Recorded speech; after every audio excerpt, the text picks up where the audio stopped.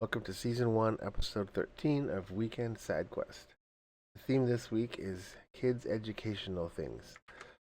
I had this idea, at least I was all brilliant thinking I had the idea. Let's print a bunch of tiny little cubes and sticks and plates to represent digits. Now, this would be to help teach young children about the placeholders like ones, tens, hundreds, thousands for mathematics, and to be able to visualize and have a tactile feeling for if I have the number 12, what does that look like? Well, that's a tens and two ones, for example. Now, after a little bit more reading, I thought, um, well, first I thought it was a cool idea, but no, it's been around for a while. They're called DNS cubes. They've been around since 1950s.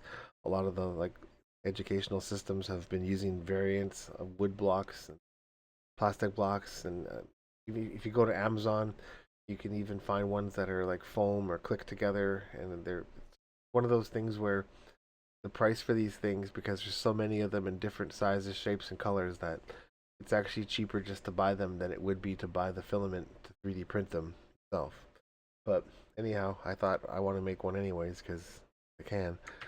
I started printing them. Now, originally, what I did is I drew a cube and then I used the array pattern tool, then the array of an array, then the array of an array and array, and that made a horrible, complicated object that wouldn't render on the screen. And if you slice it, it would take about like 7 days to print because of all the individual curves of all the individual cubes.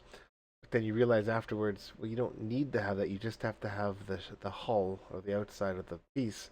So I just drew rectangles, squares, and large cubes and then used a bunch of groove tools with different sketches on each axis to make it look like it's a bunch of cubes.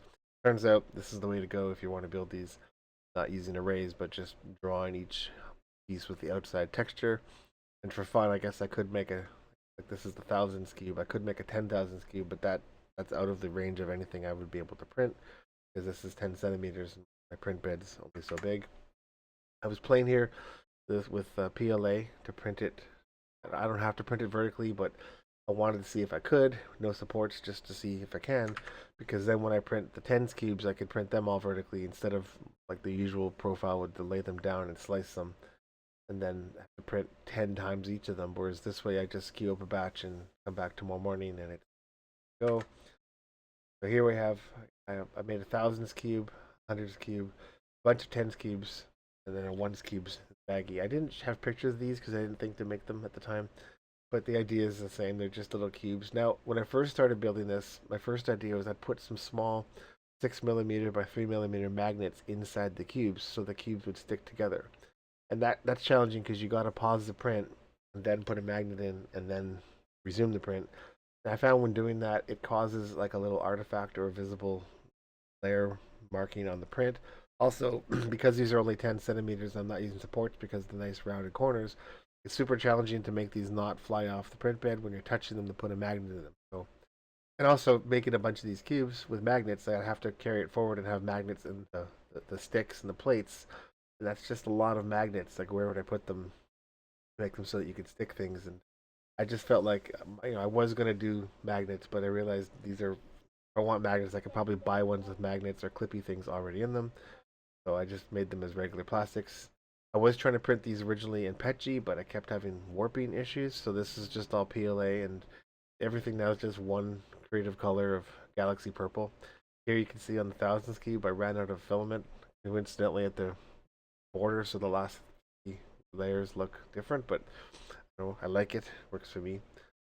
So now that I have these, hopefully to use these with paper and exercises and like the typical things you do in school, but for stuff to do at home, asking questions of how do you represent a number, or what do you use to build it, and then work on addition and subtraction. But then that made me think.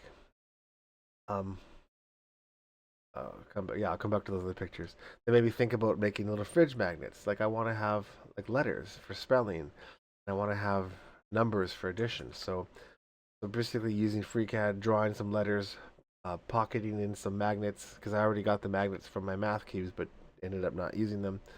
So now we have a whiteboard. We can do math homework, spelling exercises. So that's pretty exciting.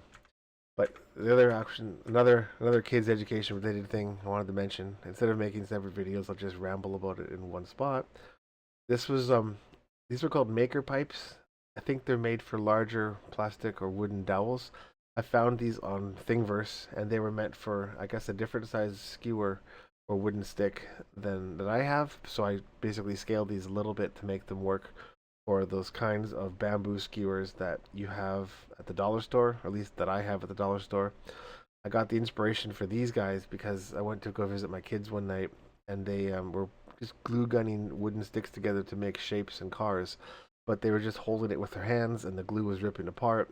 So I thought if we had these connectors that we just stuff on the ends of the however you cut your sticks, you could put glue in these if you want to, and then you could make shapes and things, and it would hold them together better than just the sticks on their own. So, and then I had the idea, let's print a container, like a parts bin, and all the different kinds of connectors can be just stocked in there, and then they could play with them and access them when they want to build things. So, that's my episode. Thank you.